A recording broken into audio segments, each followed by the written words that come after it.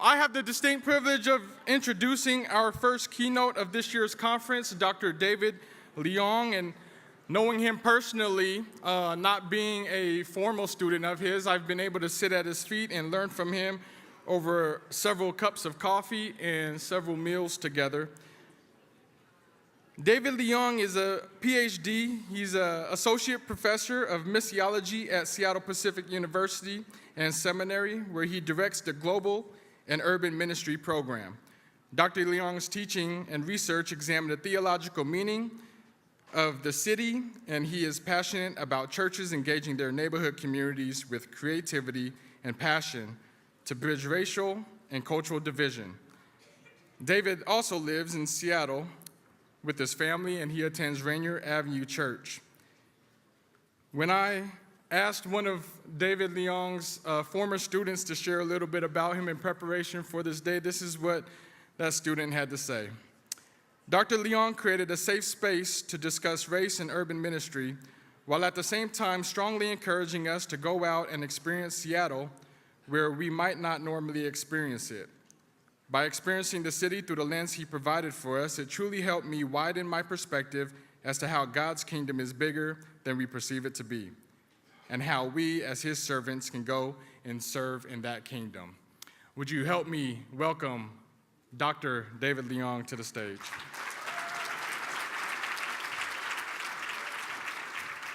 Thank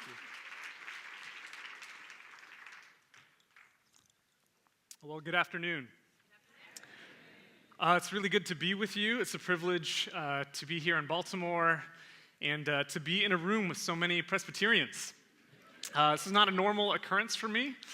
Seattle Pacific University is a school that identifies as evangelical and ecumenical, which means we have Presbyterians on our campus, but we come from a more Wesleyan and Methodist tradition, so I know lots of Methodist jokes. I don't have too many Presbyterian jokes, so if you've got some good ones, I'll be soliciting that from you afterwards. But I feel like just having been here this morning, I've really just enjoyed getting to know some folks, and I had a good conversation around lunch, and just really grateful and humbled to be with you, so thank you for having me. I am going to get started with a couple of maybe, caveats or descriptions about maybe my background and what I bring to this conversation. I do spend most of my time in the classroom, which means that generally, let's see, what would I say? It's been a while since I had a student say, we would like more lecture. But I can tend to drift into lecture mode, and so I'm going to try to police myself to stay out of the footnotes. I was really inspired by this morning's service and felt so lifted and encouraged by Reverend Billy Honor. He's around. That was wonderful, and I almost feel like I need to get out of the way and just have him come up. I'm going to try to put some super on my natural.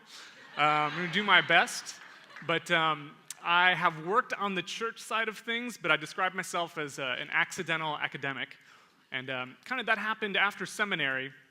I would read my sermons to my wife. She was my final editor, and she would say, that is a lovely paper. That's going to be a little harder to sell on a Sunday.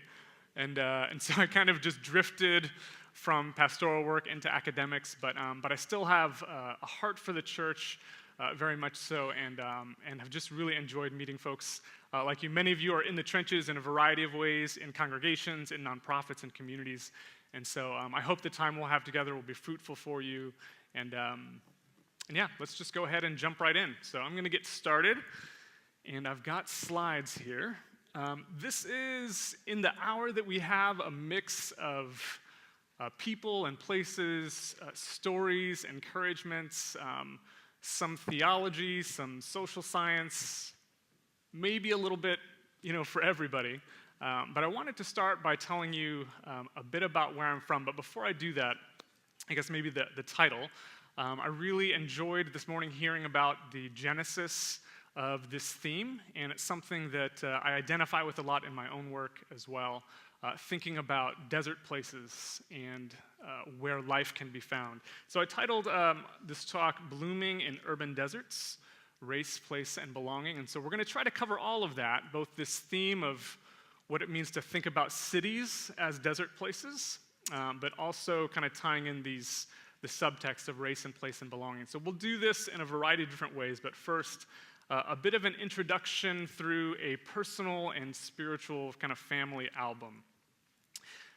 So to talk about where I'm from is not just to give you a sense of my personal history, it's also what I would describe as an important theological exercise for all of us, to think about our location, to think about our stories and the places and experiences and relationships that have made us who we are. I was telling some folks around lunch that I didn't know that I was a geographer until a geographer told me. I'd spent most of my theological work just thinking about cities, and it was a friend of mine who did his Ph.D. in human geography who said, that's actually what you're doing. You're thinking about people and places and how people make sense of place. And if that's how you understand a city, then you're a geographer as well. So I want to kind of describe to you a bit of my, I guess, urban background and some of the family stories and narratives that have shaped where I am. And I'll try to do this in a somewhat compressed fashion because we've got a lot to get through. But I wanted to start with this young, fresh fellow in the upper left here, which you may be able to make out. It's an old photo from the 1860s. This young gentleman is Hudson Taylor. Hudson Taylor and his wife Maria. This photo is from the late 1850s. Hudson Taylor, if you're not familiar with him, is the founder of China Inland Mission, which is today called Overseas Mission Fellowship. And in 1853, Hudson Taylor was 21 years old, and he decided to drop out of medical school to the disappointment of his parents. But he decided to get onto a boat. It wasn't that he just made that decision in a moment. I'm giving you the short version. In 1853, he got onto a tea clipper in Liverpool, and he sailed for 6 months to Shanghai. And as someone with a little bit of language training and a little bit of medical training, made his first kind of encounter with the Chinese people and would, in subsequent years, move inland from Shanghai and form a kind of mission center for life and service among the Chinese, but also for missionaries from all over the world who would come, who had a heart for Chinese people.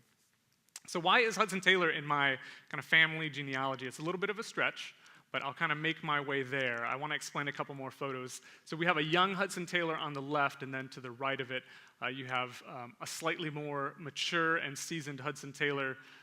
He was well known as one of the first Western missionaries to adopt Chinese language and culture and dress.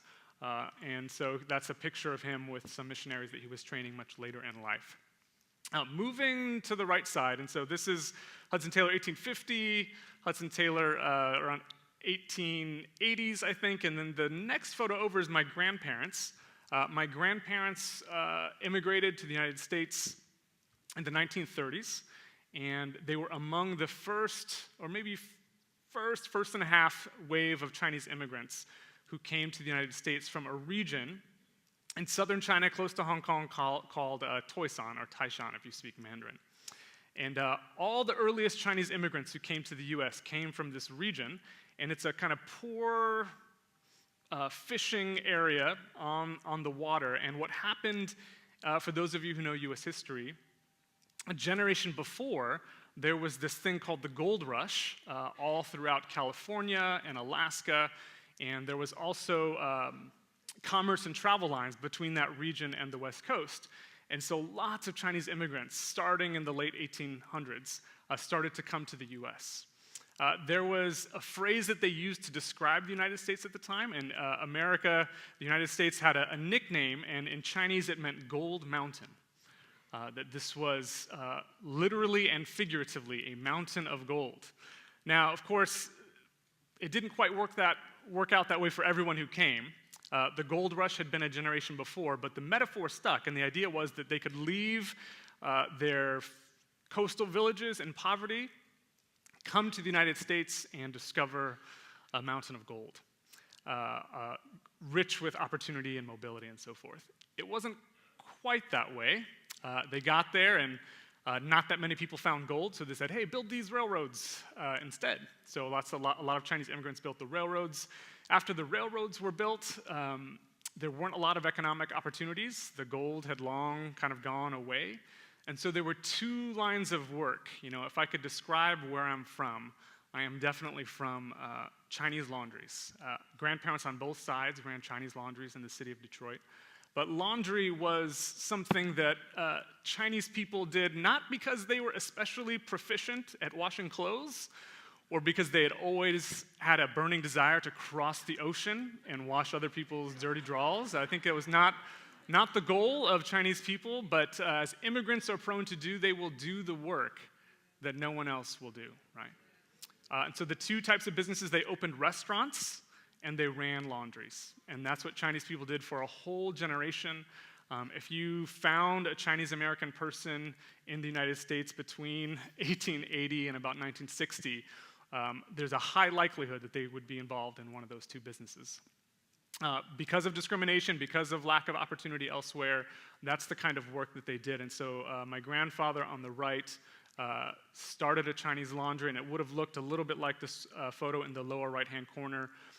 Both of my parents grew up, born in Detroit, grew up in the Chinese laundry where basically the business was a little storefront and people would come in and drop off their clothes. And then either behind the laundry or above the laundry is where my parents grew up with like 5 or 6 extended family members in a kind of makeshift apartment that my grandfather had built.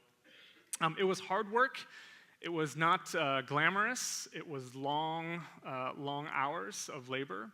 They did this work for roughly 30 plus years on both sides of my family, 6 days a week, 12 to 16 hours a day.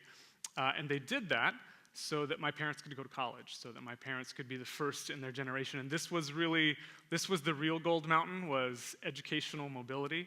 And so I'm the benefit of that in many ways. But to get back to this other photo, so this is, the photo on the right is the laundry. On the lower left, this is Detroit in the 1950s. And an interesting thing happened. So back to Hudson Taylor for a moment.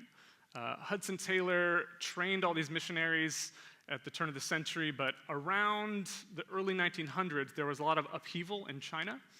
And so missionaries who had trained with the China Inland Mission had been scattered abroad. And so some of them were in the US, and what they were doing was connecting with Chinese communities in urban centers. So they said, we don't have to be in China to reach Chinese people. And so they gathered with church leaders in Detroit, and in the mid-50s, some former China Inland missionaries who spoke Chinese were working with churches in Detroit to try to connect with Chinese immigrants. And so one of the people they met in the 1950s was my grandfather. And I'm not sure exactly what it was that struck a chord with him, but he entered into a Bible study and eventually, in partnership with some of these former missionaries and some pastors in Detroit, ended up actually becoming a founding member of a church that's still there called Detroit Chinese Bible Church, which celebrated its 65th anniversary not too long ago. And this is the place that nurtured my grandparents' faith, and in turn, my parents' faith and my own. And so I'm grateful to be here with you. I'm thankful for the faithfulness of folks who went before. I don't know what possessed Hudson Taylor at 21 to get onto that boat. When I was 21, I was mostly playing video games and eating pizza in the dorms and just kind of trying to make sense of life. But in many ways, I think that there is a geographic and spiritual line that I can trace back to the faithfulness of those folks who met my grandfather, and my dad describes his dad as an uneducated Chinese hand laundryman who came to this country with a lot of hopes. But he found Jesus, and many generations removed, there's been, I think, a lot of faithfulness all along the way, and so I'm thankful for that story. That's a bit of where I'm from, a little Motor City, a little Motown, and a little bit of the American dream. But it's not just success. I think the success story is part of it. But there was also a lot of struggle in Detroit. For some of you who know a little bit about where Detroit is now, maybe you see where this is going. While for my grandparents there was a lot of success and mobility, the struggle was also very real in Detroit. Detroit's population peaked around the 1950s as the automotive industry was booming. But by the 60s, and I think I caught a brief reference of it earlier today, some of the summer of 1967, where there were riots, race riots all across the country in the United States. The 60s were tough on Detroit because of cultural tensions in the wake of civil rights, but also just because of economic changes that were brewing below the surface. And so the 60s and 70s were a time of tension and conflict in Detroit, but also a lot of questions about what sort of future would exist for that city from the boom times of the 50s and into the future. I'm going to try not to go into Asian American history professor mode. I'm going to give you the short version of this because actually by the early 80s, a lot of my family had left Detroit. And I left when I was very young, so I only have memories of visiting relatives and grandparents there. But this is Vincent Chin in the upper left here. And in 1982, which kind of puts a bookmark in my memory about Detroit and my family. In 1982, Vincent Chin was at his bachelor party at a nightclub in the city, and there had been a lot of tension in Detroit over changes in the automotive industry, early forms of globalization, specifically Japanese automakers coming in. And so a lot of workers for Ford or General Motors had been laid off, and Vincent Chin actually did not work in the auto industry and was not Japanese, but that didn't really matter. He was having a good time with his friends.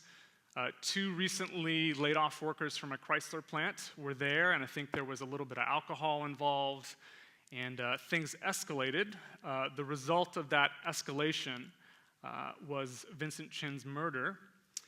There was a fight in the club. They were kicked out of the club, but these two guys would not let it go. There were some exchanges. They called him a dirty Jap or something along those lines, and found him throughout town, and beat him to death with a baseball bat in 1982. They confessed to the murder.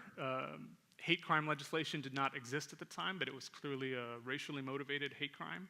They confessed to the murder, but did no jail time. It was an uncle. Trying to remember their ages at the time. Basically, the two involved who actually committed this crime were given a slight legal fee and a time of probation, but the judge said at the time that this was, I'm trying to remember the language of the ruling was something to the effect that you don't punish oh gosh, I'm gonna mess this up, but it was more or less along the lines that you make the punishment to fit the person and not the crime itself. And so basically they were let off. This was a flashpoint for Asian American consciousness in our country. And so this other photo, if we go back to the photo for a second, this banner up on the right side, "It's not fair," those were Chin's dying words as he kind of lost consciousness in the parking lot. And so this became a rallying cry for Asian Americans in Detroit and eventually across the country. Asian Americans who basically found it totally unacceptable that someone would be slapped with a nominal legal fee for the courts and then given probation for what was, in their mind, cold-blooded assault and murder. This is Vincent Chin's mother on the lower right there at an event, and I don't know if you can see, that's Jesse Jackson actually to her left on stage with her. So it was not just an opportunity for Asian Americans to come together, it was really a rallying cry in the 80s for folks who just considered this to be a totally unacceptable situation. So my family had just left a few years prior, but my dad worked at Ford Motor. I had family members who were actually invited to Vincent Chin's wedding, and they still reflect on this as a turning point in their relationship with Detroit. I'm going to keep going and try to make some connections to what we're talking about in a broader arc here. This is the Roosevelt Warehouse, and so we talked a little bit about decline that happened. The Vincent Chin incident isn't the sole culprit, but an example of what was happening in Detroit at the time.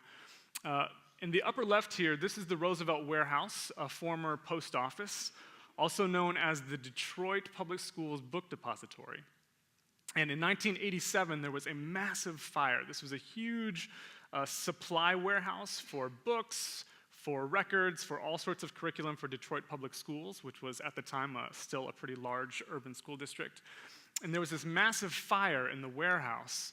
And so one of the areas where the fire started, eventually it was put out, but because of all the water and because of all the fire damage, basically all the supplies in this warehouse were destroyed. These photos are from the late 2000s. The Detroit warehouse, as you can see, is kind of an eerie scene. Some of you are wondering, why wasn't this demolished? Why was it not cleared out or taken down? And it's basically an infrastructure problem. Like so much of Detroit, it was built as a city of 2 million people, but it shrunk down to a population of now, it's about a third of that. And so there literally were not the resources to actually make this a safer place or to repurpose it or to use supplies. And so gradually, over the period of about 20 years, this abandoned warehouse where there had once been millions of books and supplies, but after damage by the fire, it had basically become like a squatting ground and an urban exploration area for people to just kind of do what they want. And so you can find any number of like eerie photo essays online for those of you interested in this type of thing. It feels otherworldly. If you go to Detroit now, it's not an unusual scene to find any number of large public buildings abandoned like this, abandoned places. Sometimes cities or urban neighborhoods that are under-resourced are described as like food deserts. And when I think of the desert of Detroit, it's not just food that is lacking, it's a desert for all sorts of things. Services, material resources, supplies that we would consider for the common good. One last thing about the Roosevelt Warehouse, and then we'll try to kind of move forward here. So in 2009, the Roosevelt Warehouse was back in the news again. It had been abandoned for a number of years. In 2009, there were some kids playing ice hockey in the basement.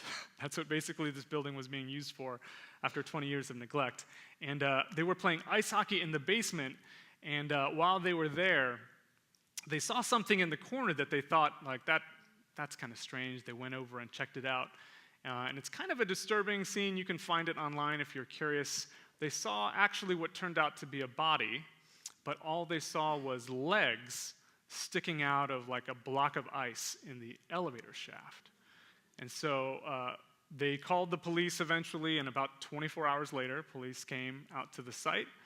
And there had been basically the death of someone named Johnny Redding, whose body was recovered literally frozen in a block of ice in the abandoned elevator shaft of the Roosevelt Warehouse. And at this point, the city resources said, we need to close this off. This isn't a safe place for folks.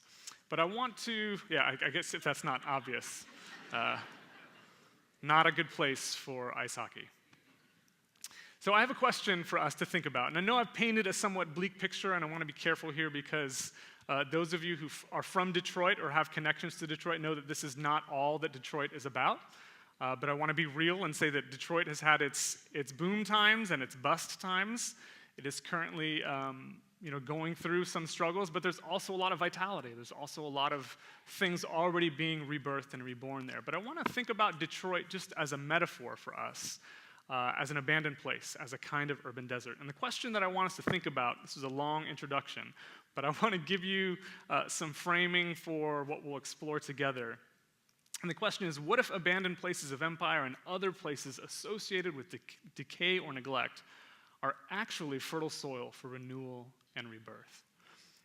What if these places that we have sort of written off or pushed to the margins or made invisible through any number of means, what if these are the places that actually we should be paying attention to? What if these are the places where the Spirit of God is at work?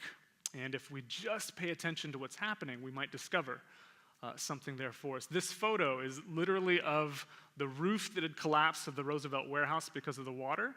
And there's so much debris and neglect there. But what's happening, trees are literally growing up through the roof. If you go and look up the Roosevelt Warehouse on Google, you'll see trees growing up through the rooftops because what had once collapsed is now exposed to the sun and to the rain. And so a combination of dirt, rocks, and old books have decayed.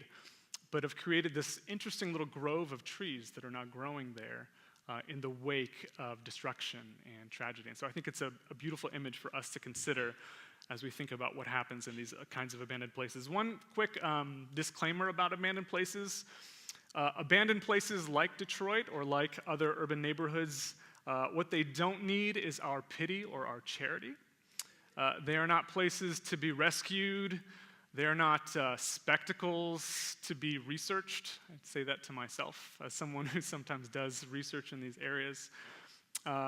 These are not poor, under-resourced folks who just need a little bit of white saviorism to come in and lift them up from their depraved situation. Rather, I want to suggest instead that these places offer us a gift. These places offer us a kind of clarity where image and ego and the distractions associated with consumerism are stripped away. And the gift these types of places offer to us is a mirror. They hold up a mirror to ourselves and to our communities, to our churches, and they ask us what we really believe about life together. It's been said that when we examine cities, mostly what we are doing is examining ourselves and examining how we understand life together. And so if it's any indication of our health, I think the gift of these types of abandoned places is they help us to understand more about ourselves and more about what we really believe and what we practice. And so I have found that these communities have almost always been rich, fertile places where I have been blessed again and again to meet neighbors, to encounter faces and stories, to hear real struggles, but to hear real triumph on the other side of that as well. And so a few ways that we'll look at these kind of unpacking this question, and I've taken more time than I should have, so I'm going to accelerate a bit, but keep going. Three sort of distinct themes or things that we'll look at through this time we have together. Thinking about location and locating ourselves, like I've talked about already. We're going to look at patterns of race and place. A shout out to my book. Thanks to the bookstore for stocking it and for giving me that opportunity. And so we'll talk about race and place and specifically how geography works to create structures of exclusion, like we've looked at already. And then we'll end by thinking about communities of belonging and how something like fictive kinship, how practices like adoption and rearranging of families can be the source of renewing our communities. So that's what we're going to do. So we'll think about place, we'll think about exclusion, and we'll try to move towards belonging. My wife works in real estate, and this mantra has defined a lot of her life for the past 12 years. Location, location, location. This is not just a mantra for successful real estate professionals, but is, again, as I mentioned briefly before, I think an invitation for us to think about our location, to think about not just our address, but how we've located our lives. If there's anything that the incarnation offers us, it's a reminder that proximity really matters, and the ways in which we encounter one another and encounter our neighbors always happens in a real place. And so whether we're talking about a street address or the location of a congregation, there are a lot of different ways that location gives us a picture of ourselves. So I've given you some questions here just to reflect on as we think about this broader theme of blooming in urban deserts.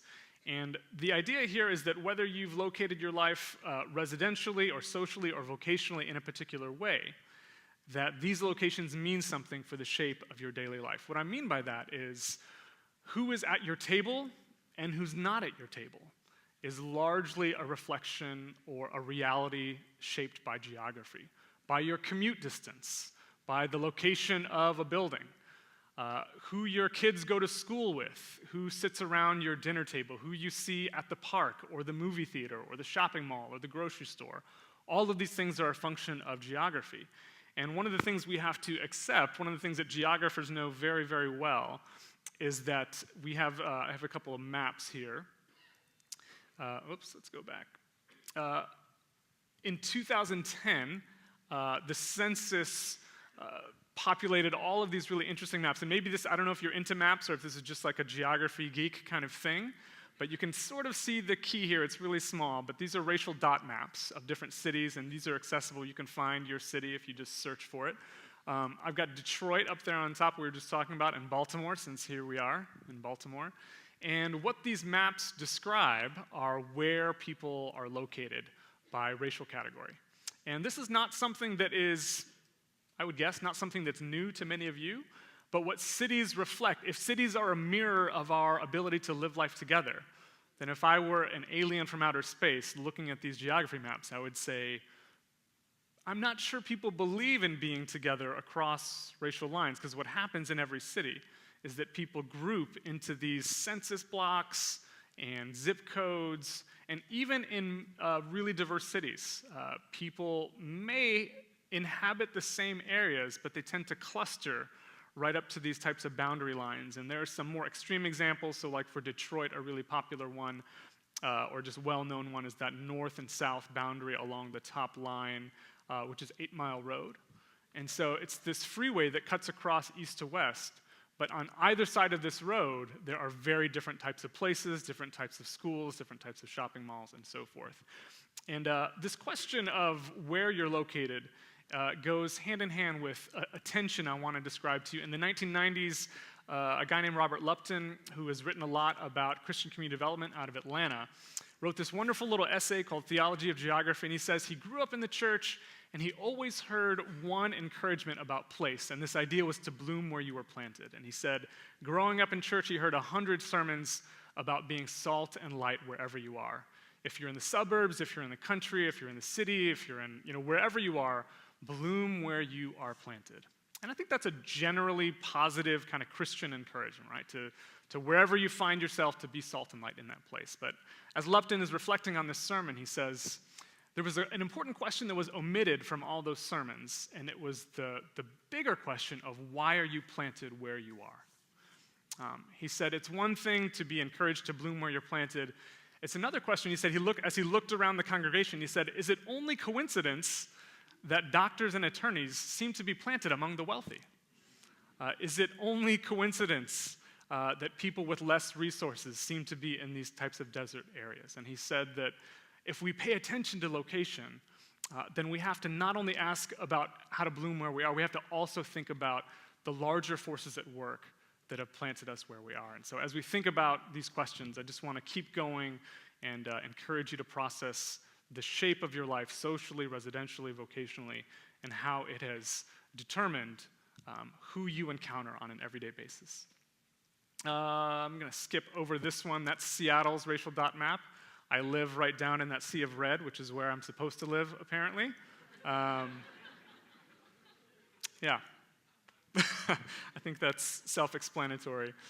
I'm going to keep going here. A little bit of a quick bibliography. I claim no originality in any of these claims in my book. Sometimes, if this were an urban geography conference, they would all be asking me, like, how did you even get that book published? It makes the most elementary of suggestions. But here's some other authors you may want to read from different perspectives that help us to think about how race is structural and geographic and how we've sorted into these places and how geography largely determines where we consider deserts and where we consider other more lush places.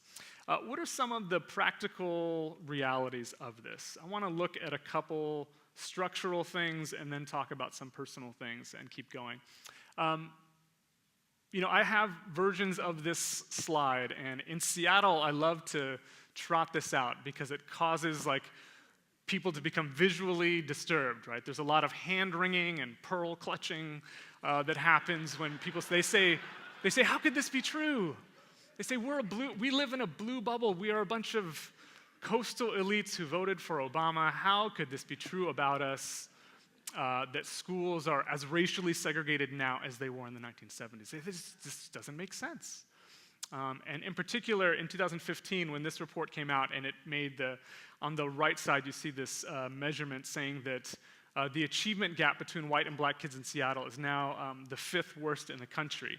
As you looked on the list, people found some of the usual suspects. So they found Washington, D.C., Atlanta, Charleston, South Carolina, and Oakland, the only other West Coast one. And then they said, Seattle, that doesn't make sense. How could that be true about us? I just tell them to go watch Get Out, and then they'll understand maybe more. But more seriously, what does this actually mean? Why is it that people love diversity in Seattle. Like when I talk to people about being Asian American in Seattle, people say, oh, I love Thai food and pho and Korean barbecue and all the international flavors that East and Southeast Asia has to offer us. And I guess that's good. Like I'm glad people like pho and like banh mi and all the official foods of Seattle. But it goes a little bit deeper than that, right? One of the things, some of you might know the work of Nicole Hannah-Jones, who recently won a MacArthur Genius Grant, which I think is wonderful, looking at her work about segregation in public schools. And one of the things she says in her work, paraphrasing a bit, she says that it's not enough to say that diversity or integration in public education is the right thing. I think we all agree on that. Maybe not all of us, but for the most part, maybe all of you, maybe some folks you know are not all on the same page there. But I think all of us agree, like, this is the right thing. We're 60 plus years past Brown versus Board of Education. We know that integrated public education is essential and it is important, but it's not enough to believe that it's right. One of the gaps that we face again and again, and I see this true in so many audiences I work with in Seattle, we cannot just believe that it's right. We must also believe that it's good, that it is truly good and not just the right thing to do, but it's something that actually benefits, that a diverse, integrated public school is something that benefits all of us and benefits our communities as a whole. And I think that's one of the gaps that we look at is a lot of people will say that this is the right thing to do, but then when presented with a personal choice of saying, am I going to put my kids into this school, then it becomes kind of somebody else's good that they should. It's not, the rightness of it is not good enough. And so I would say the same is true for congregations that are thinking about diversity or a lack of diversity in their congregation. Some people look out on their sea of congregants and say, like, wow, we're so welcoming. Why is it that people don't want to come and be with us? And I would just suggest to you, there's some clues here. It's wonderful to read the gospel and to believe in reconciliation and to know that what Christ has done is destroy the dividing walls of hostility. But it is another thing entirely to actually live in the everyday believing that this is truly good and beneficial and that if you are not experiencing those gifts from the other, that you are missing out. And so we have to really make some choices around praxis that will help us to get at this a little bit better. Okay, so last thing I'll say about maybe the public school achievement gap, which is true not just in these 5 districts, but for all of us to some degree, is that there's a little bit of something that comes out of the confessing church, and there's a statement that's misattributed to Dietrich Bonhoeffer, but I think it's appropriate in this context. It was one of the rallying cries of the confessing church in Germany as the rise of Hitler's regime came to power. This statement is more or less that not to speak is to speak, and not to act is to act. And I think that there is a deafening silence around the church's integration with this. We look at something like segregation in public schools and we just say, like, I don't know how to fix that. That's somebody else's problem. And I don't want to just add more to the plate of already taxed congregational challenges, but I do think that if we do not speak and if we do not act, we will have spoken very loudly to folks who are in abandoned places, desperate to hear good news, that there's something better than just kind of this self-segregation into this inevitable polarized kind of racial context. Okay, I'm going to try to fly through the rest of this and get to maybe the constructive piece, because I've done a lot of diagnosis maybe of some of the challenges that we face. I want to tell you maybe a more personal version of how this fits together, because for some of you, public schools is maybe still a little bit removed. These are my 2 sons in the lower left. This is from a couple years ago. My sons are now 6 and 9. That's Jonas on the left and Micah on the right. This is their favorite activity. They are reading giant Lego books. So there's a little bit of Darth Vader and some other things going on there at the bookstore. They love to, not just to play with Legos, but to apparently read about them as well. But I want to tell you a little story about my oldest son, Jonas, from several years ago when he was just entering preschool, about 3 years old. And to me, it illustrates how we could debate maybe policies and segregation in public schools and so forth, but I want to describe to you maybe how this looks on a more personal level. So this is the Seattle supermarket, and if you can see in the upper left here, that's the outside. When you walk in the front, it is a grocery store that's been in Seattle as long as I've been there, about 20 years. And it has hot sauce and curry for days, so you can go down every aisle. If you've ever wondered how many types of hot sauces there are, then go find your local Asian grocer, and you'll find a lot of different varieties that you never knew existed.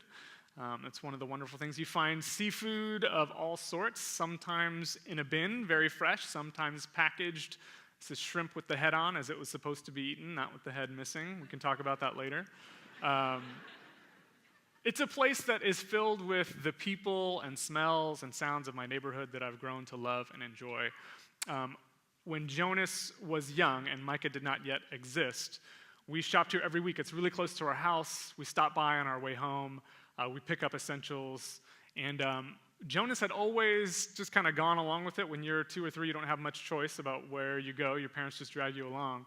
And so it was really strange that one day we pulled into the parking lot, and I thought it's weird that he was resistant to going this one particular day. We had started him in preschool a few weeks prior, and as much as we wanted to find a more racially diverse preschool environment for our son that reflected our community, interestingly, we couldn't find one, but we thought, he's 3, he'll probably be okay.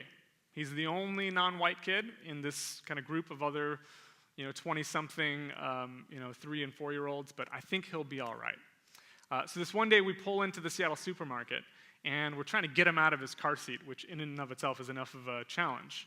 And he's kind of fighting us, and it's strange, so eventually, my wife and I in the front seat, we're talking to him in the back, and we say, hey, what's wrong? Why won't you? I don't think it was that civil of a conversation when we're like, what's wrong with you? Get out of this seat and come. Some of you who have toddlers, just get it together. And Jonas he was an early talker, and he told us something that we'll never forget. This story's in the book as well. He said, I don't like this place. We said, what do you mean? We come here every week. What's wrong with this place? And he said to us, and no joke, he said this with a straight face, which always prompts kind of like both nervous laughter and confusion, and that's kind of, I think, how my wife and I felt at the time too. He said, I don't like Chinese people. And so my wife and I think initially we laughed. We're like, Jonas, you're Chinese. And again, same straight face, he looked at us and he said, no, I'm not. He said, I'm white. And I don't want to go in there. And what it signaled to us, I don't remember the details after that. I remember the long conversation my wife and I had on the drive home. I think we basically just dragged him in there. But it was, he was 3, and we thought, what in the world is going on? Why would our son, where did he even get this language, we wondered? How closely has he been listening to our conversations at home? There's more that could be said about that, but this was a hard conversation for us. This hit home for us, because we thought we had done everything right, we presumed. We'd put him in a public school that reflected the diversity of our neighborhood. We worship in a congregation that has faces and stories and people from all over the world. We'd, from a young age, exposed him to all different sorts of people, but it all seemed to have been undone by just a few weeks of his first social environment of being surrounded by whiteness. And I offer that to you as a cautionary tale, not to say that this is the universal experience of all folks. My younger son, I can say, is very different, never had this type of experience, but for us, it was kind of a wake-up call about the power of race and the power of segregation, and how even with the best of efforts, there are forces doing work underneath it all. Okay, I want to transition because I'm quickly running out of time, and I've taken too much of it thinking about all of these different forces, but I want to leave you with some encouragements as well. And so I want to move from thinking about exclusion to thinking about belonging. And so I'm going to quote a couple of theologians here, and you'll have to grab the footnotes from me later. But 2 people that I want to put into conversation. Interestingly, Willie Jennings and Stanley Hauerwas both spent a lot of time at Duke University, don't actually agree on a lot of things, But for our purposes, I think there's actually an interesting thread that really connects them. And so one of the genesis starting points of my book was thinking about this idea of belonging. And what Jennings suggests in his wonderful book called The Christian Imagination is that we don't actually understand belonging. He says that we presume we understand belonging, and actually sometimes we use this language of reconciliation, but we have not yet really wrestled with the dysfunctions and deformities of intimacy and identity in modernity. That's a long phrase, but he's saying that we presume to know something about belonging, but we actually haven't practiced it. And so he invites us to consider how this works itself out in the real world. He says we who live in this new space of joining, and here he's describing the table, this wonderful Christian symbol that we just participated in a couple of hours ago. In this space of joining, we may need to transgress the boundaries of real estate by buying where we should not, living where we must not, by living together where we supposedly cannot, and being identified with those whom we should not. For us in the racial world, the remade world, a crucial point of discipleship is precisely global real estate. The story of race is also the story of place. Jennings suggests in a nutshell that we have a deficit of imagination and that we don't actually understand belonging. We believe that belonging is modeled to us in the gospel and in the Trinity, and yet we fail and we fall painfully short of realizing that in our communities. And so how do we wrestle with that more deeply? I think this is where Stanley Hauerwas gives us some clues. And so as we think about belonging, if Jennings' diagnosis is that we actually don't understand belonging, but that's what we need to tap into to understand our racial world. Hauerwas, many decades before, wrote this little book called Resident Aliens, which is more or less a commentary on the Sermon on the Mount, and he suggests a creative social strategy. And in his creative social strategy is no 5-point PowerPoint slide or no elaborate strategic consultant, fueled plan. He says more or less that what we have to offer is the church.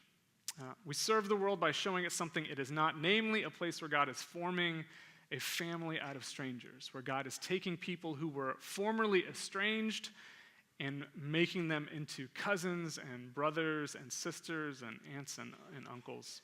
The gospel begins with the pledge that if we offer ourselves to a truthful story and the community formed by listening to and enacting that story in the church, will be transformed into people more significant than we could ever have been on our own. And he quotes Karl Barth there. It's a little Barth for you Presbyterians. He says, that the church exists in the world to set up in the world a new sign which is radically dissimilar to the world's own manner and which contradicts it in a way which is full of promise. So I want to end with a few pictures of what this looks like, and I've saved the best for last, and I've used up my time, so we will perhaps get into some of this in the questions. I want to brag about my church a little bit, not because it's perfect, but because it offers that gift to me every week when we gather, that gift of strangeness of looking around and saying, like, we're a family, I'm not sure why sometimes, but there's a weirdness to our community, and that's what I love about our community. Rainier Avenue Church has been on the same street corner in the Rainier Valley in southeast Seattle for over 100 years, and as the story goes, after the 1960s, we talked about challenges in Detroit in the 60s. The same thing was happening in Seattle. After fair housing legislation passed in 68, there was a lot of white flight out of areas because basically when fair housing passed in all cities, bans were lifted, and then suddenly immigrants and people of color could move wherever they want, and so white folks fled to all sorts of places as waves of communities of color came into places. So this happened in the Rainier Valley, and so it just happened to coincide with an economic downturn in the city. And so what happened is this is a Free Methodist church. The church began to dwindle. White folks were leaving because of unemployment, because of changes in the neighborhood. The neighborhood was transitioning. There were a lot of Southeast Asian immigrants coming after the Vietnam War to the Rainier Valley. And the denomination came to the church and said, there was a pastoral transition, and they said, we actually think it might be time for you to close your doors. You've had a wonderful history. It had not quite been 100 years at the time, but they said, you've run a good race, but the neighborhood has changed. Your pastor has gone. This building needs repair. Maybe some of you are familiar with this kind of situation. And so the advice to them was, you need to move south to follow some of the folks who have left and maybe set up shop again, and we'll try to call a pastor and we'll try to start over. And thanks be to God for these old white folks in this community who said, I think God has planted us here for a reason. They put down roots there, and I don't know if it was stubbornness or refusal to go or some sense that God was up to something in the neighborhood or some combination of those things, but in God's sovereignty and goodness, they stuck around, and they said, they even told the denomination, they said, we're not going anywhere. If you close our doors and take our building, we're actually going to leave the denomination and call our own pastor. And they said, and you can just do whatever you want, but we're going to stay. We're going to stay on this street corner. We'll move next door. We'll figure out a way. So they kind of weathered the storm for a bit. They found a new pastor, and then shortly after, someone from World Relief, which does a lot of refugee resettlement in the area, came to them and said, hey, we have some families who are coming in the wake of the Vietnam War. There are some families coming from Laos and Thailand and Cambodia. Would you welcome these families? We partner with churches to do this resettlement work. And these small numbers of old white families said, where's Laos?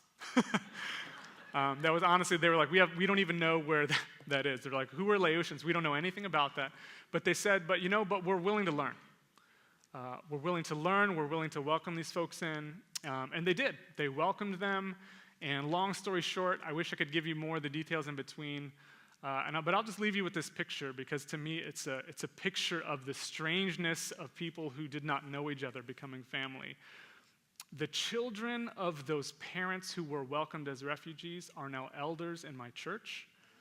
They became Christians. They reached out to their neighbors. They said, there's something about this community. We don't really get it all the time, but there's something about the hospitality that was extended to us. And we now want to offer that to our community as well. And so every time I receive tea from one of these elders in my church, I'm grateful for the hospitality of a generation before who said, we were being invited to leave, but we stayed. We rooted ourselves in this place, and we believed that God had something better for us. So that's a picture of Rainier Avenue Church. A couple of others. Hey, Bob and Gracie Ekblad, a couple of you may know who they are. They are both ordained PCUSA pastors. Bob Ekblad lives about an hour north of Seattle. When he graduated from Seattle Pacific University a long time ago, he went to Honduras as a missionary. There was a lot of political upheaval there. He came back to the U.S., but really believed that he was still called to work with migrant populations. He had done sustainable farming with campesinos in Honduras and felt like he needed to minister to that population in the Pacific Northwest as well. So he landed in Skagit Valley, a largely agricultural community where all the apples and potatoes that Washington State grows are harvested. And so he said, I'm just going to do what a good missionary would do, and I'm going to work as a chaplain in the Skagit County Jail. And there's more to Bob's story, but he also has an advanced degree in Scripture and Old Testament. And so he said, I'm just going to do Bible studies in jail with these folks and kind of see what happens. These weren't formal Bible studies. They were more or less reading the parables with people who were incarcerated. And the book that came out of that is called Reading the Bible with the Damned. But more importantly, Bob says that he grew up in an evangelical Presbyterian context and was born again. But he said his time in Honduras helped him to be born again from below. And then his time working in the jails and with people on the margins helped him to be born again of the Spirit. And so in these three types of conversions, he started this ministry called Tierra Nueva, meaning New Earth. And he began to minister to folks on the margins that he met in the criminal justice system. So he worked with former addicts and former gang members. And he started to make a family and a community with them. And I wish, I'll give you the short version of this story as well. But the last time I went and visited Bob, he was working there. He has started a coffee business. It's called Underground Coffee. And it's named as such because he's roasting coffee underneath the church. And it's an underground coffee business. They have a little roaster there, and he was showing me the business, and I went down to visit to smell the aroma of these coffee beans being roasted, no less from the Honduran farmers that he had met from his time in Honduras. And there were two guys who were supposed to be doing the roasting, but these roasters kind of run themselves, so they were monitoring. But they were on the other side of the room on the weight bench. And these two guys greeted Bob. They said, Padre Roberto, what's going on? And one of them he was tattooing the other guy. So he had the whatever the implement is called, the needle that does the tattooing. And there was a guy on the bench he was getting a tattoo on his leg. And they were kind of mid-tattoo, so they didn't really stop what they were doing completely. But Bob, started to just chat with them to find out what was going on. And as they were introducing themselves, it turned out that the guy giving the tattoo was a Mexican immigrant and a former gang member who had come to faith through Bob's kind of outreach ministry to folks in the jails. And the guy receiving the tattoo on the weight bench was a former neo-Nazi skinhead who had been caught up in meth and was in the process of removing all these images from his body, swastikas, racial language of white supremacy, and so forth. But it doesn't all come off perfectly, and so there was something pretty visible on his calf, and this former gang member was tattooing a rose over his leg. And these guys they were in a small group together. And this was just the most beautiful, profound image I'd ever seen. I thought, I want to be Presbyterian after seeing this. There's more to that story, I wish I could tell you, but I want to end with a final one because I'm running out of time here. But I want to give you a final image of maybe what all of this belonging and this idea of belonging in contrast with exclusion, what it looks like. And I have a short video for you, and it is a 2-minute trailer, and it's about a woman whose work I discovered far too late in life.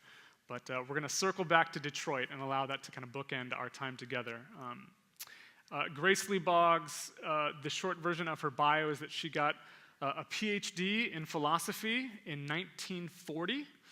So when she finished as a Chinese American woman, she was born the same year as my grandfather, immigrated from the same region, settled in Detroit, didn't find any position in academia because women weren't hired for those positions at that time. Martin Luther King was in elementary school when she finished with her Ph.D. She marched and organized on the streets of Detroit with Malcolm X. She committed her life to activism. Interestingly, in 1953, 100 years after Hudson Taylor landed in Shanghai, and the year that my grandfather founded Detroit Chinese Bible Church, in 1953, Grace Lee married Jimmy Boggs, who's in this lower photo. He was an auto worker and a labor organizer. To say that this was an unusual marriage at the time would be an understatement. She had already broken a lot of barriers by being the first woman of color to graduate from that program. Why not marry an African-American auto worker at the time? Because they shared a common interest in the black struggle. I want to show you a brief video. It's a trailer for a documentary about her life, and then we'll wrap up with that.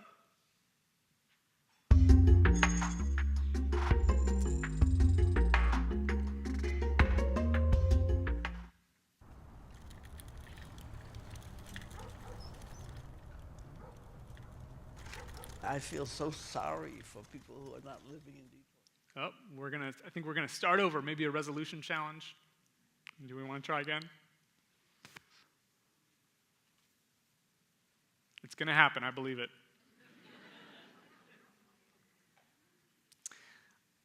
Oh, here we go. Oh.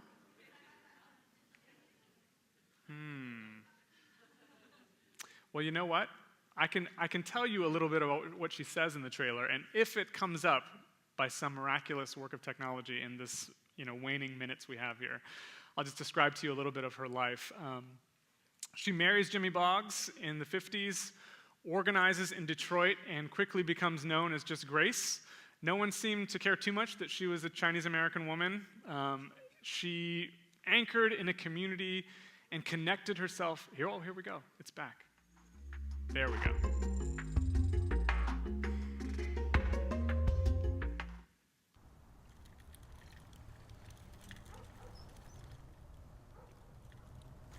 I feel so sorry for people who are not living in Detroit. People are always striving for size, to be a giant. And this is a symbol of how giants fall.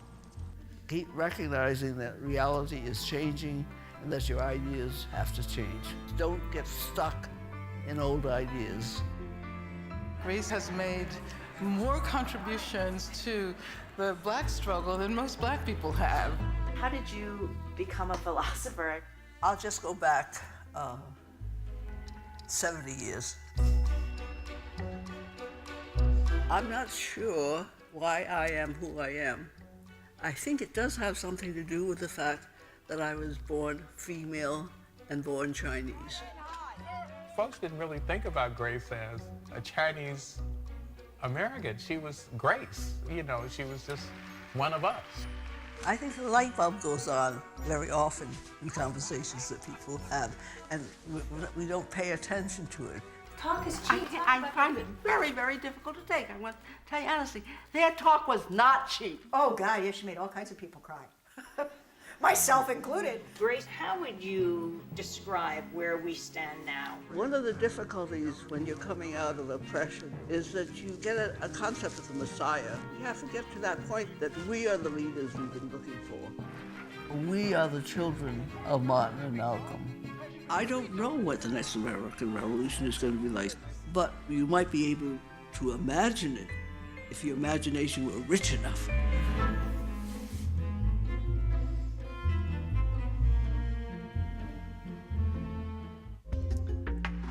There's a book about her I have on this last slide. I highly recommend the documentary. I'll conclude with this and just say that when I grow up, I want to be like Grace Lee Boggs, who was active and just a firecracker of a person well into her 90s.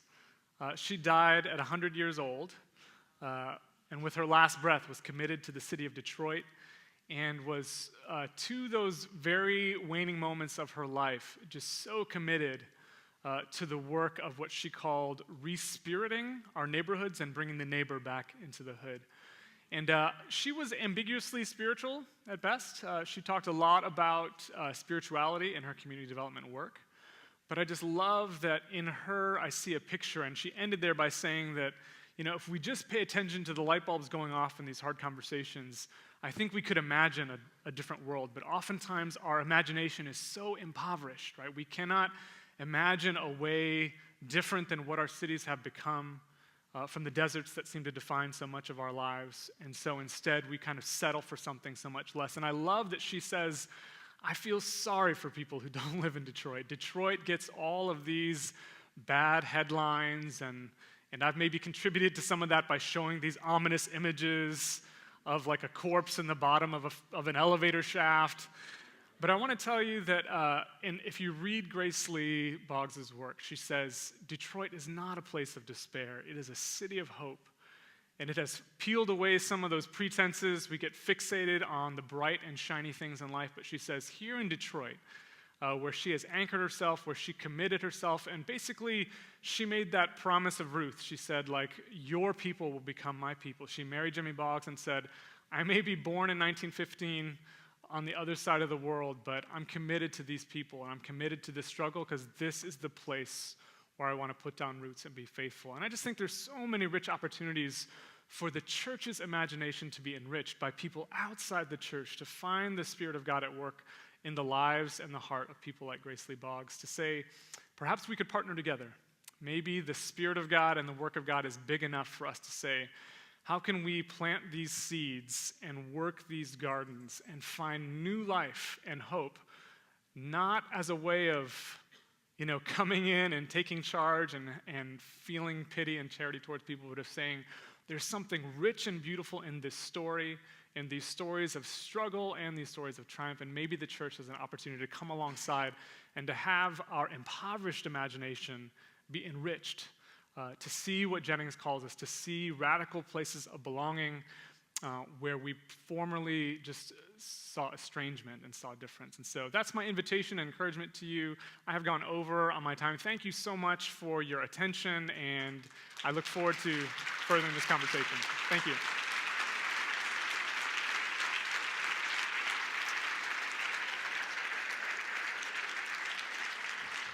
Check. Thank you, Dr. Leong. We do have a few moments for some Q&A, and so if you happen to have written your questions down. We do have some folks willing to collect those. I'll toss a question up as we buy a little bit of time to collect those questions. But Dr. Leong, you talked a little bit about the transformation of Rainier Avenue Church at the time and the pastors at the time wanting to keep the church open, which I think some of us were encouraged or maybe scared that they said, we're staying, we're going to switch denominations or whatever. But you talked about white flight. And as we know, in your book, you talk about the gentrification, the G word. And I know a lot of our churches in here represent suburban and rural communities, and as their neighborhoods are changing, are probably discerning how it is to engage their neighbors. And I wondered if you'd be able to share maybe some things that they can do to engage their neighbors differently and have a similar experience as Rainier Avenue Church. That's a good question. You know, it's tough in a broad audience like this, where all of you are coming from different communities, different neighborhoods. I always struggle to find like a generalization that's going to fit all of your, and I end up just with this default, like, well, it depends. I know that's not very satisfying, you know, but I do think that there are some clues in some of the things we talked about around neighborhood engagement. You know, maybe. Neighborhood engagement broadly defined. You asked a good question. There's a lot of layers to that. Neighborhoods in transition, gentrification. I want to maybe go one degree out as we're maybe collecting some other questions and describe, instead of giving you like the perfect model or the strategy, I can direct you to good like asset-based community development models for community engagement a little later. But I want to describe some things that I just think are interesting and innovative. One of the ways that I've been encouraged in my own city, it's funny, the things that are most encouraging to me are sometimes outside the church. I find a little bit more flexibility and more creative thinking in that. So this will be maybe a little different, but I think I'm trying to answer the question in a slightly different way. One of the things that excites me about my community on Beacon Hill, where I live, Beacon Hill is where the Seattle supermarket is located. A recent project, Seattle, because of gentrification, because of affordability, I feel like I've talked to maybe 10 people today, and 4 of them talked about affordable housing. I'm really interested in affordable housing. There's an affordable housing crisis in a lot of our cities. And in Seattle, we have the third or fourth largest homeless community in the country right now, behind New York and LA. Homelessness is a very visible crisis. And when the median home price of the city is between $700,000 and $800,000, it's hard for regular folks to earn a living wage. One of the interesting projects that got started in my community is called the Block Project. And their mantra, I love their mantra, it's called Yes in My Backyard. They are working against NIMBYism. Some of you have heard of NIMBY, not in my backyard. That's how most of us approach any kind of social problem. We're like, that's good, over there. Like, do that in someone else's, space, not my own. And Yes in My Backyard, the Seattle Block Project, they said, well, we know that we can build affordable housing. We don't have the space to do it. We have these informal settlements around the city, sometimes on public land and whatnot, but there's ordinances that prevent them from becoming too established. There's reasons why and so forth. They said, we're going to actually find private homeowners, match them up with someone who's struggling to get out of homelessness, and we're going to ask them to give us a 10 by 10 plot of land. They found some architects and engineers to build this kind of self-sustaining little housing unit that's solar powered and has a composting toilet that actually works, so it's not plugged on, so it doesn't need to be hooked up to sewer or electricity utilities. And they said, more important than the engineering innovation is to say, we actually want to use this as a model to say, if we can find 100 homes, that's 100 people off the streets, 100 people on private-owned land, but more importantly, 100 people in relationship with a family, with a homeowner, with a resident who can work with them. And there's a little bit more detail to it, but I love that they've said, this is what we're going to do. We're going to leverage a resource in the community, which is plenty of people can spare a 10 by 10 plot on their backyard. It's still in its early phases, but I love this way of saying, in order to engage the community, we're going to work with something that we have in common, and we're going to work against NIMBYism and other types of ideologies that so often cripple our public debate over how to solve these challenges. So that doesn't exactly answer the question, but it's what came to mind so I'll try to be more direct in future questions. Somewhat similar question. What is your recommendation for congregations seeking to reach out in diversity? Recommendations, yeah, where to begin? We had a little bit of this conversation around lunch with, I met a handful of wonderful folks. And, you know, I'll say something similar. You know, a place to begin is just wherever you find common ground with the community, right? This is the most specific I can be in a broad audience, is to say, as you look at your community, as you think about your neighborhood, if you are a geographically oriented congregation, and that in of itself is not true for a lot of folks, like you might have a location that doesn't have much to do with, you know, your people may commute in, and that creates a different sort of challenge. But if you are already geographically oriented, or if there's some pocket of people in your congregation that inhabit that local neighborhood, then I would just suggest to you to do a very rough kind of look at common assets. What are the assets that our community has that we might be able to leverage in some way in service to this neighborhood? What could we bring? Not just, you know, sometimes people in that conversation just sort of brainstorm together without conversation with neighbors, and they say, like, I know what people need. They need 100 brown bag lunches, and we're going to go around the neighborhood and pass those out. And I would say that for all the good intentions behind that, that's usually not a real productive way for a group of folks in a church to say, what does this neighborhood need? So I would say if you can find in conversation with neighbors outside the church some kind of common sense that here are you know, some assets that can be leveraged, or some needs that can be addressed, or a population in common that we share, like how can we work together on these things? How can we commit church resources to it? And not just as, you know, an extracurricular activity for like the social outreach committee. I think I don't know what it would be called in Presbyterianism, if you have, like, I'm sure there's different names for these types of committees, but I think every church has maybe like a handful of individuals, right? The small group of folks who are saying, like, we're doing the community engagement, you know, piece. And I would say that that's wonderful. I'm glad that you have some enthusiastic folks doing that work.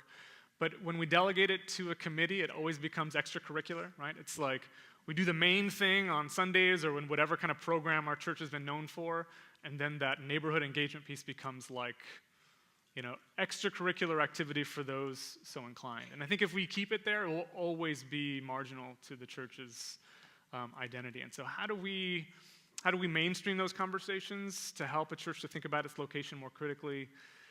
There's probably more layers to that, but I think that's where I would begin, of, you know, a thoughtful conversation among church leadership, but also finding ways to engage with concerned neighbors. Those neighbor groups are out there. You just have to burn a little social capital to get there. And so I know it feels like a lot adding it onto the calendar, but I think we have to reorient our understanding of the church to say this is central to the church's identity, and we might have to do a little wrangling of folks to say that this is not extracurricular, this is like the whole thing. If there's something Presbyterians do well, it's committees. Someone before you said that was like, that sounds like a committee thing. I'm going to go ahead and designate somebody toward that. Next question. What are some ways you've helped individuals and communities break out of impoverished imagination? Many struggle with first steps in dreaming after preserving so long. Yeah, that's great. It is, you know, it's a lot easier said than done to say, just enlarge your imagination. Why is your imagination so small? You know, I'll just maybe a shout out to the younger folks, whatever that means to you. I have found that young people in my community always know when they're not really being asked to help.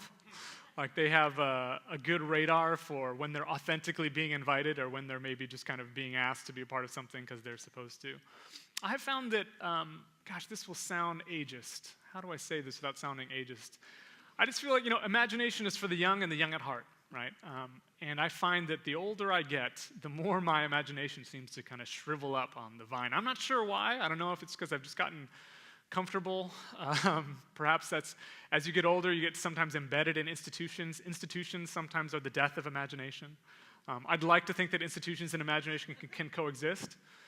But I do think that we don't spend enough time cultivating our imagination in different ways.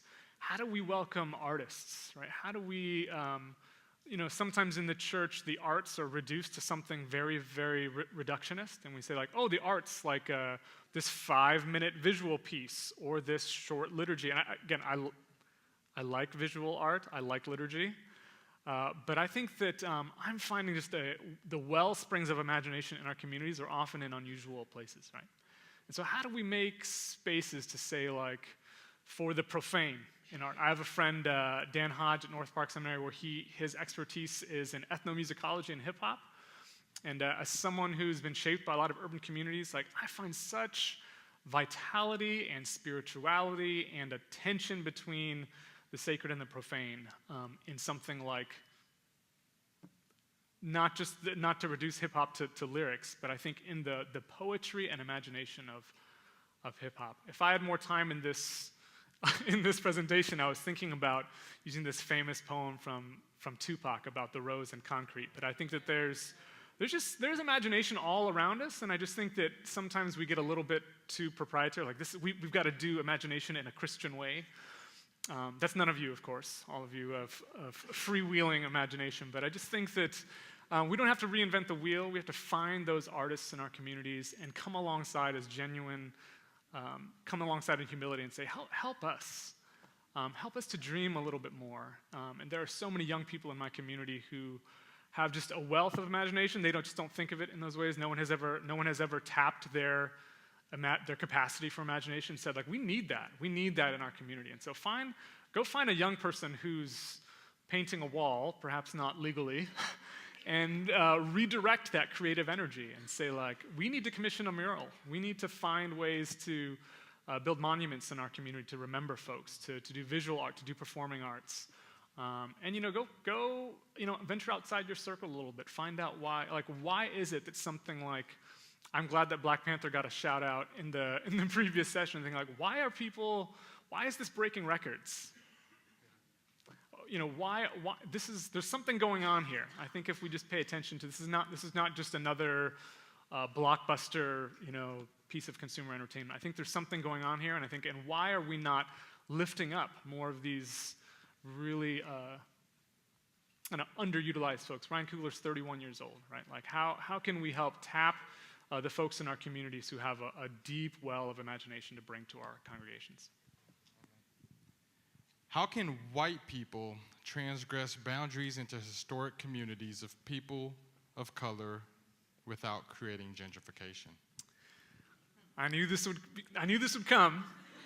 It's a great question and an important question. Knowing it was coming, you'd think I'd have a prepared answer. The answer is it depends, as always. A couple things. I talk about this. So there's a chapter in my book, Committed to Gentrification. I didn't solve it. I tried. It is an ongoing question. If there are some urban geographers here, this is what I'm told is like the hottest question in urban geography is the mystery of gentrification. How do we think about communities that are in transition and make sure that changes or development that occurs can include a wide range of people instead of just folks who come in with a lot of capital who tend to be white? A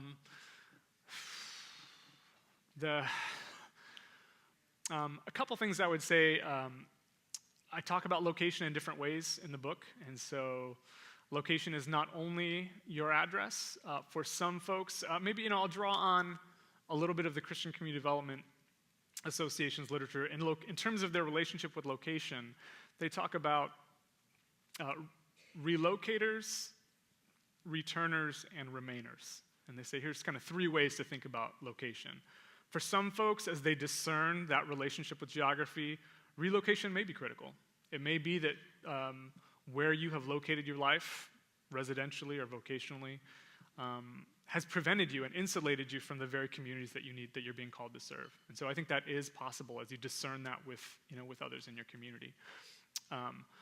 But for some, there are other ways to engage. Like for some, the remaining side, as you discern how to relocate your life or become more proximate, as Brian Stevenson would say, to people who are suffering, maybe that means you actually remain where you are. Maybe you can remain, maybe the address of your church or the address of your home remains where it is, but you find other social or vocational ways to explore, to build those connections of proximity to those congregations. So I think the hard thing here is to say that how that discernment happens is really critical.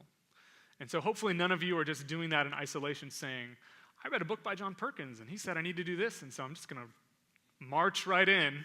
I've had students, undergraduate students, describe that, right? I read this book that encouraged me to do this, and so I got on a plane, and I went to that place, and it's like, oh, stop.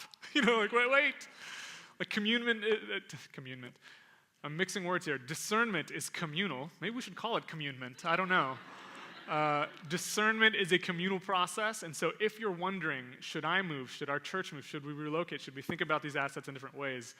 Do that in conversation with others, right? Because so often we are just blind to all of our own biases and presumptions, and so we need to get people there to say, what would it look like if someone like me moved into your community? Would that be welcomed? Would that be opposed? And how can we have that conversation? And this is tough, right? For those of us with the means and to be able to make choices, right? Choice is privilege, right? Not most folks don't have a choice or don't have as much agency or as many choices in that reality. And so if you have choice, then that reflects something that we should be aware of in our discernment process. Final question.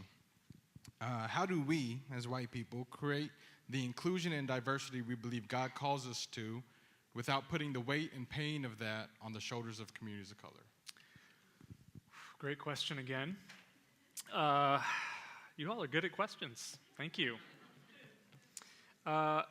This is always a delicate balance, right? I find myself serving on a lot of diversity committees. I find myself sitting around a lot of tables at my university, like, I sometimes feel like I should wear a shirt that says race guy on it. Even though, like, when I came, and now having published a book on it, I think, like, I actually didn't come to my position at the university, like, wanting to work on race. It's kind of like a byproduct of working 10 years in an institution that I was interested in cities, and so I always did a little bit with race, but it's tiring, I'll be honest. Like, I never want to be reduced or pigeonholed to, like, the diversity guy or the race guy. Like, that's what I think a lot of folks in color have to play that role. And so I would encourage you to ask your people of color and ask people in your institutions and in your denomination to say, like, how are we creating space for you to be honest about what you're being asked to do? Because some folks will put on a happy face and say, like, I know that I've got all these different roles to serve, but then they'll go home at night and ask themselves, why do I put myself and my family through this? And so I think the questions of sustainability and viability are really critical there. So one of the things that I found really helpful is a group in Seattle called the Coalition for Anti-Racist Whites. And it's just a group of white folks who get together in my neighborhood. It's not perfect, but what they've decided to do is to try to lessen that burden by saying, like, we need to get white folks talking to other white folks so that we're not tapping the same 5 individuals in our neighborhood to come do workshops and consultations and serve on panels again and again, telling us over and over their story and their pain. And they said, maybe we need to work out some things on our own. A couple good resources here. Jennifer Harvey has written a wonderful book called Dear White Christians. How many of you are familiar with that book or you've seen it? She has a new book out called, I think it's Raising White Children or Raising White Kids or something along those lines, which is a wonderful resource as well. I think more and more there are resources out there to say, like, you can ask, folks in your community who are experts, give me the bibliography, I'm going to run with it on my own. And sometimes folks need a little guidance, and that's helpful, but I'm encouraged that I'm seeing more and more examples of this, where you have communities of folks saying, I'm out of time, I'll borrow some language from the Truth and Reconciliation Commission of Canada, which from 2008 to 2015 was looking at its treatment of First Nations, Native, Indigenous, and Aboriginal people. And what it says in the preface to the executive summary of this, which was written a couple years ago, they said, Canada's treatment of Aboriginal peoples is not an Aboriginal problem. It is a Canadian problem. And what they're doing in that small statement is saying, this is a burden that all of us share. And so the work we put in should reflect that common ground, the common outcomes that we need. It's the same, are we still in February? Right? I tell my students all that Black history is American history. This is our shared story the challenges of diversity and are not only for communities of color to figure out. And so my encouragement to you is, for white folks who are already, quote unquote, woke or awake or waking up, there's plenty of work for you to do, right? There's plenty of work, and I would say, maintain those. You don't have to do it all in isolation, but lift that burden from folks in your church, in your organizations, where, and reach out to those folks of color who have been maybe doing double duty on this and say, like, we want to partner with you. We want to share this load, right? We want to share this load with you, and I think that's maybe a beginning step for folks to work on it together.